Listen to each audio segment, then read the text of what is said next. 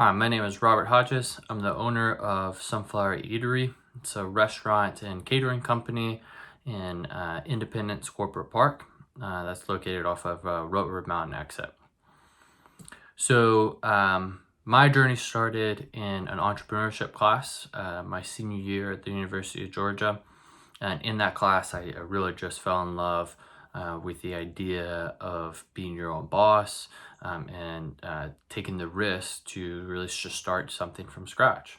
And so from there, I started writing different business plans and thinking through different ideas and talking with friends about different business ideas, and ultimately led me to this opportunity to finally take the leap and put some money in and finally start a restaurant.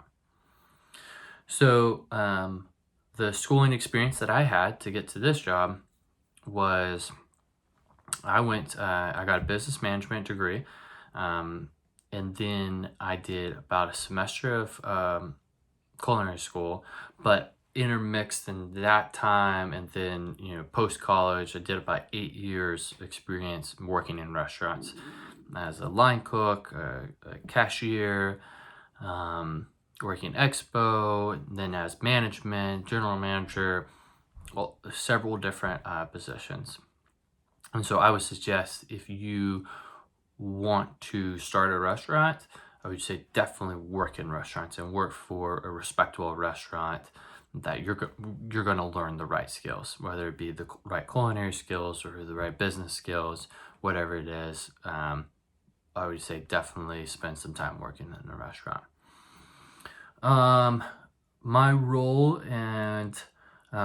obviously the owner, and then the skills that are required for my job. I would say you would need basic accounting skills. Basically, can you run Excel? Because you're going to need to keep track of your costs. You're going to need, because you have a small margin with restaurants, so you definitely have to keep track of your costs, keep track of your sales projections, things like that. You're going to need basic culinary and knife skills. Really, that depends on what type of restaurant you're going to do, how high end or low end, what kind of restaurant you're going to do. It really depends on what kind of culinary skills you need. Definitely need leadership, soft skills, be able to organize the team and motivate people. And then you definitely just need to be extremely organized, whether it be with your prep list or your books, the people, whatever it is. You need to have a pulse on the restaurant and what's going on. All right, my average day starts with creating a prep list. Like, what are the items that we need to prep? Like, either this is slicing tomatoes, onions, peppers, whatever it is. This is what I need my team to prep before lunch rush. Then goes into, once we get into lunch rush, serving the people and communicating and talking to them and serving them as much as possible. I mean, just getting to know and building relationships with my customers. That is extremely important. And then there is a lot of cleaning, because you have to realize that what you're doing is extremely important, and that people are going to be eating from your restaurant, so everything needs to be very clean. But going back to the last point, I would say that's my favorite part about the job, is serving the guests, building the relationships. Part of our goal as a restaurant is to build the community of the road that we're on and the 3 corporate parks that are on this road. So I would say, if you, before starting a restaurant, you need to work in restaurants to figure out if you actually enjoy serving people, right? Before you get into the service industry, is that something you like to do? Do you like to build the relationships with people and get to know people, and serve them in the best way? Make sure they're having a great experience. That is integral, and that is something that, for me, I love doing. The hardest part of my job is when you have very undependable staff. I don't now. Right now, I have great staff, but there's been times in the past where people just don't show up, or they don't show up on time, and it really pushes everything back. And there's definitely rough days where you know it's going to be busy and you don't have enough people, and yep, those are hard days. My long-term career goals is we are working to develop our catering side, getting something outside of just our restaurant and just not thinking outside of just our street, and trying to serve people throughout the city of Greenville through our catering. So kind of developing the menu there, definitely developing ways to market outside of our park. So that's the first thing, to build the catering. And then ultimately I want to build more locations. I want to do 2 to 3 more locations, and whether that's in other corporate parks or in downtown area, whatever.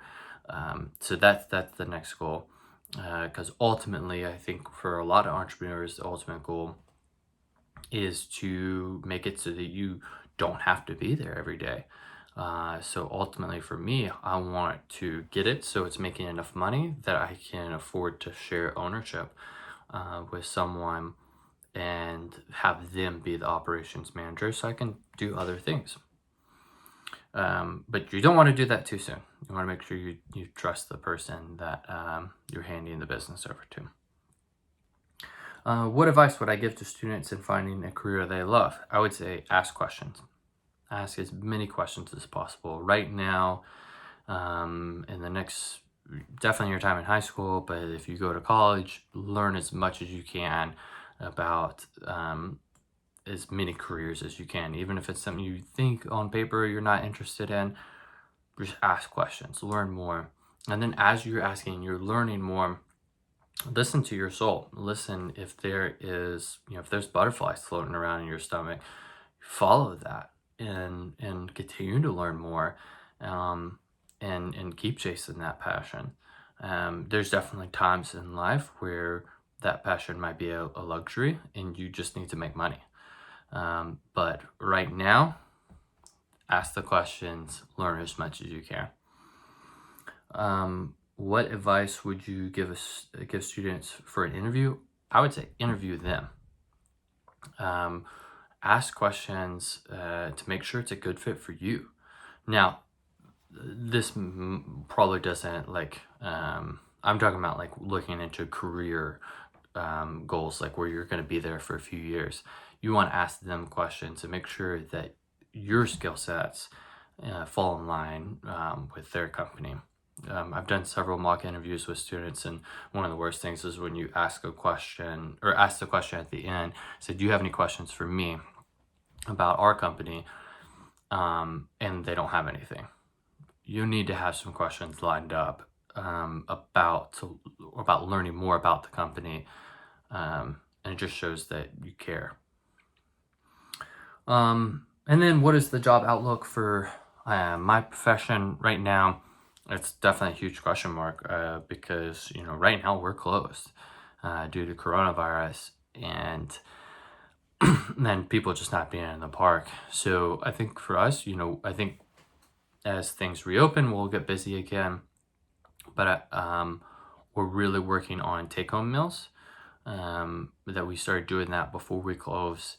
And so I think that's something that we're going to continue doing. So making different, like a good example is we made a lot of lasagnas for people to take home and then eat for dinner.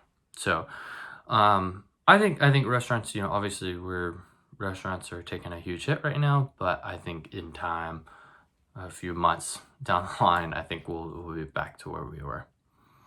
All right. Thank you for your time. Best of luck.